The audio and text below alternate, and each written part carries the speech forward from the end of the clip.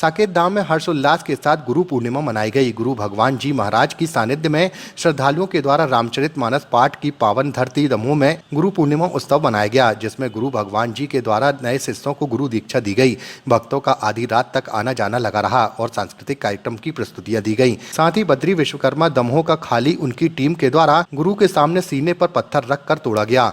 ये एक गुप्त मार्ग है और इस गुप्त मार्ग को आप सबके सामने प्रकट करके मैं प्रसन्नता ही व्यक्त करूंगा।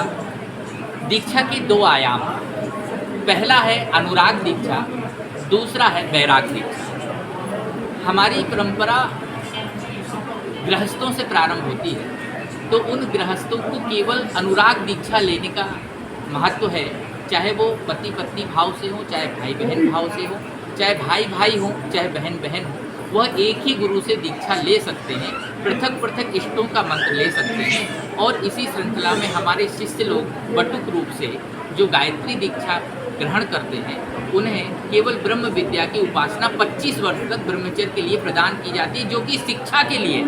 शिक्षा के बाद दूसरा आयाम जो है जीवन के आनंद का होता है, दाम्पत्य का होता है, जिसमें प्रत्येक व्यक्ति को उतना ही अधिकार है जितना उसका मन उसमें रमे। लेकिन एक समय बाद हमारा मन जो है वह सारी चीज़ों से इस स्थिति को अलग अवस्था में प्राप्त होता है। बस वहीं से उद्भव होता है वैराग्य का।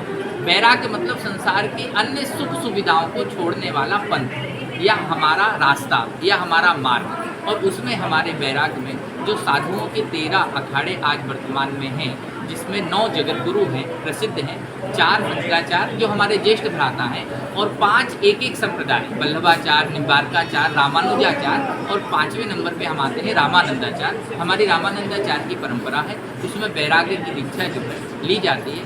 हम दास, रसिक और शरण 3 भागों में विभक्त। तो आज वैराग्य दीक्षा भी हुई है और इस दमोह